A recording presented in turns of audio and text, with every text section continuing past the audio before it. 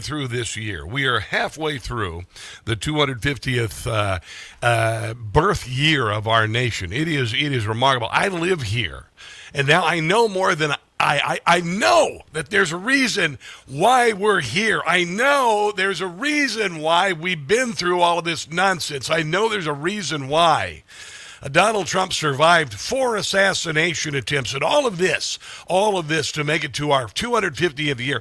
I told you, and I believe this from the depths of my soul, we will overwhelm the left with joy and faith and patriotism, and they will shrink into hell. And you wanted me to give you an example? Let me give you an example. This is Bette Midler singing at the idiotic leftist counter rally to the UFC event on Capitol Hill, celebrating President's Day, or I should say Flag Day, Donald Trump's birthday, and my daughter's 21st birthday. I'll just throw that in there. Oh, you fascists bound to lose.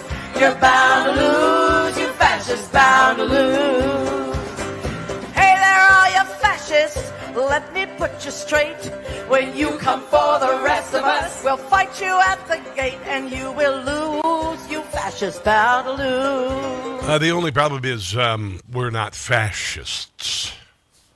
That's the only problem. You can say we're fascists all you want. You can march around and stomp your feet and do all of this and say that Trump's a Nazi and white supremacist, and you're, by the way, saying that we are as well. But you're wrong, you see. That's why your argument is at best specious and at worst demonic. Honestly, laughable. You idiots just look so bad, just so terrible at your dumb rally. What the hell do they call that stupid thing anyway? Hold on, I got it here somewhere. The Democrat Party it was the Rise Up, Sing Out, a concert for the First Amendment. Oh, from the people who told us our opinions were disinformation, misinformation, and even if they were correct but disagreed with Joe Biden's administration, it was malinformation. Oh my goodness, what a weekend I had. I wish I could have taken you with me. It was glorious. I started off Saturday. Go to Instagram, Rob Carson Show. Instagram, Rob Carson Show. I just went down to the reflecting pool. I went to the Lincoln Memorial. I just grabbed people to talk to them. I talked to a gentleman who came from India originally. He is now a brother of mine as a citizen of America. He became a citizen in 1982, and he talked about how wonderful the country was. I ran into people from Cincinnati. I ran into people from everywhere, and I just stopped and talked to him. Go to Instagram at Rob Carson Show just to see 40 minutes of me walking around, and then topping it off by going up and seeing the Lincoln Memorial, the reflecting pool. There is algae in it. There is some kind of green algae. It's not the algae blooms and the goose crap that existed there when Joe Biden was the president. Some people are saying that may have been sabotaged, but I think that, and what I believe is what the administration has said, that when they filled it up, it went through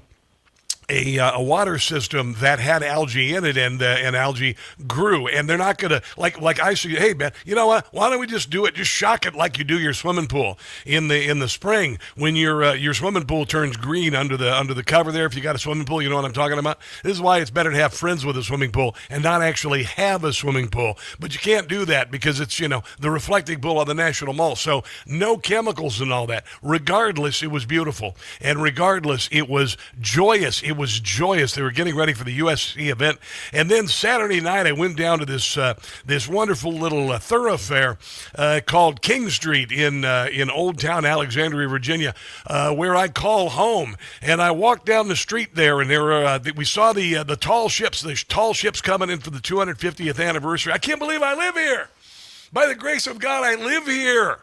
I went down and I saw the tall ships, and then we sat there and we watched fireworks, and they were extraordinary fireworks. And there were fireworks, of course, at the UFC event. They were just incredible. By the way, Donald Trump promising for July 4th the greatest fireworks display in world history. That's what he's promising. That's why I'm trying to book a hotel, not having a lot of luck with a view anywhere near the National Mall. That said, I go up the street, and I'm a good friend of mine down there. He's a busker, and he plays guitar, and his name is Christian Gonzalez. 24-year-old kid can play anything. And he just decided to hook his phone up to his PA and play music over that and play along with his guitar.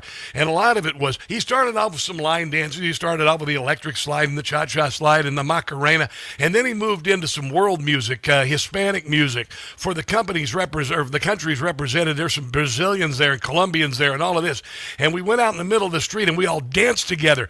We danced together in joy and people talking about how much they love America. And I'm over here, and I don't drink, right? So I'm like, all of a sudden, I'm the life of the party because I'm joyful. And I'm on King Street, and they bring me in, and there's this kind of hippie, like 60-something-year-old, and I'm talking about hips, not like hippie, like, headband in 1960 smoking. No, I'm talking about kind of hippie, South American woman. And she grabs me by the arm, and I immediately launch into, I don't even know where it came from.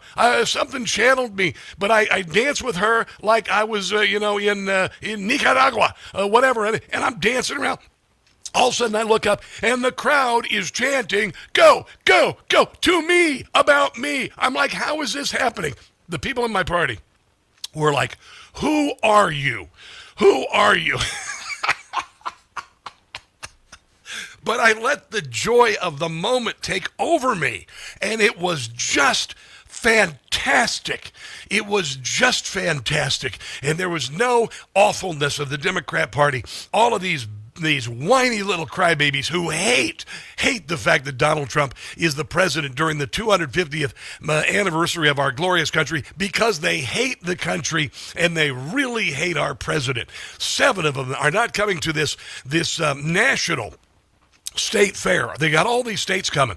43 states are coming to sell their wares and show off on the National Mall coming up here. It's a national state fair. 7 Democrat states have decided not to participate because Donald Trump is the president, even though it's our 250th birthday of our country. That's not going to change. It is just so fantastic. Excuse me. I had to do a little throat clear there because, this weekend was so extraordinary, and we're only 6 months in. We're only 6 months in. We still got July the 4th. We still got the big trip that I'm doing with you guys, October 25th through the 29th through downtown D.C. We've still got the Grand Prix race. They're going to do a Grand Prix race through Washington, D.C., and Donald Trump and the patriotic Americans are driving these awful Democrats into hell. I told you that the Democrat Party is doing a death spiral into hell, and if they don't want to be here for the party, they're not invited. We will extend an invitation if you want to show up and not be a complete a-hole, but you're choosing to be that. So, the petulant person who doesn't want to go to the wedding reception because maybe they don't like the groom or whatever. That's that kind of vibe going on. So, you extend an invite, and when they say no, screw you, leave them in the dust. Who cares? Who cares? Who cares? You should have seen David Brooks and Jonathan Capehart stop it on I guess it was MS Now, talking about how lowbrow it was to have a USC fight. It was like James Watts saying that the Beach Boys would bring the wrong element. That happened in the Reagan administration. I was in high school when that happened. How well's that going to work out for you? How well's that going to work out for you? So they were making fun of it. They were like, oh, they didn't have authors and they didn't have PBS commentators. They had a fight and all of that. But you know what? Nobody cared. Nobody cared about them because hundreds of thousands of people were here, and they're in our country. They're all over our country. They're in Kansas City. They're in Chattanooga. They're in L.A. They're coming from the world, all these countries, and they're loving, loving, loving America. They're eating biscuits and gravy for the first time. They're going to Buc-ee's for the first time. They're walking through neighborhoods where they don't have to worry about being mugged, and they're having people say hi to them, and they're enjoying unlimited beverage refills at pizza joints, and they can't believe it. And they're going back to their countries and going, I want more America. Meanwhile, Sonny Hostin says, we haven't lived up to the promise of America. Again, screw you, Sonny Hostin, and you people who are so spoiled and entitled, who hate America even though you were born here, and those who came here just to be a part of a grift. You from Somalia who did this. You from Bhutan who did this. Honestly, I have no room for you. in my life, and the country is moving on without you. You live in hate and darkness. We're living in joy and faith and patriotism. I was right about this, and we are in what will be remembered as one of the greatest years of our lives, if not the greatest year of our lives. And to top it all off this weekend, Donald Trump knocked off the leader of Trinidad and Tobago, and we have an Iran peace deal. My God, Joe Biden would have been on vacation, and Kamala Harris would have opened the border again, and Washington, D.C. would still be a cesspool filled with graffiti, drug dealers, overridden with crime. But by the grace of God, Donald Trump was elected, and we're in charge now. There you go.